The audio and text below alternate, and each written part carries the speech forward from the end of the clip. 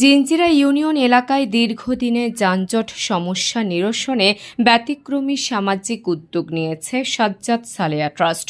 ট্রাস্টের উদ্যোগে ইউনিয়নের বিভিন্ন গুরুত্বপূর্ণ মোড় ও সড়কে ট্রাফিক ভলেন্টিয়ার নিয়োগ দেওয়া হয়েছে, যারা স্বেচ্ছাসেবী হিসেবে যানবাহন চলাচল স্বাভাবিক রাখতে কাজ করছেন।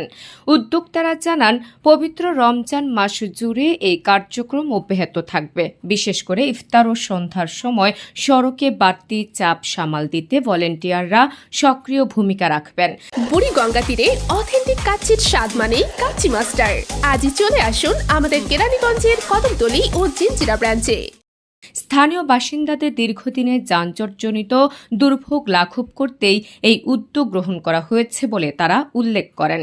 এ বিষয়ে বাংলাদেশের জাতীয়তাবাদী দল জিঞ্জিরা ইউনিয়ন শাখার সভাপতি মোকাররম হোসেন সাজ্জাদ বলেন, ফেব্রুয়ারি আমাদের জাতীয় ইলেকশন হয়েছে এবং আমাদের বিভিন্ন ব্যস্ততার কারণে আমাদের অনেক সামাজিক কাজগুলো আমরা করতে পারিনি। আগামীকালকে থেকে রমজান শুরু এবং আমাদের কেরানীগঞ্জের জিঞ্জিরা ইউনিয়নের সবচেয়ে বড় সমস্যা হচ্ছে যানজট। এই যানজট নিরসনের লক্ষ্যে রমজান মাসে সাজ্জাদ সালেহা ট্রাস্টের পক্ষ থেকে আমি এবং আমার টিম এই যানজট নিরসনের জন্য কাজ করবে এবং এটা আজকে থেকে শুরু হবে একদম ঈদের দিন পর্যন্ত। আমরা চেষ্টা করব জিঞ্জিরাকে যানজট মুক্ত রাখতে এবং মানুষ যাতে স্বাভাবিকভাবে তার বাসায় পৌঁছে ইফতারটা করতে পারে, সেই লক্ষ্যেই আমাদের এই আজকের এই কর্মসূচি।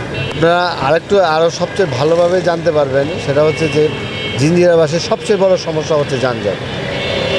এই যানজট নিরসনের জন্যই আজকে আমরা এই কর্মসূচি হাতে নিয়েছি।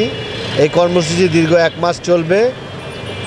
এই 1 মাস আমাদের যাতে নির্বিঘ্নে রমজান মাসে তার ব্যবসা বাণিজ্যের জনগণ যেতে পারে এবং নির্বিঘ্নে যাতে ইফতার সামগ্রী বিতরণ ইফতারের লক্ষ্যে বাসায় ফিরতে পারে এবং নির্বিঘ্নে সে তার গন্তব্যস্থলে গিয়ে তার কার্যগুলো সম্পাদন করবে, এই আশায় রেখেই আমাদের এই কর্মসূচি।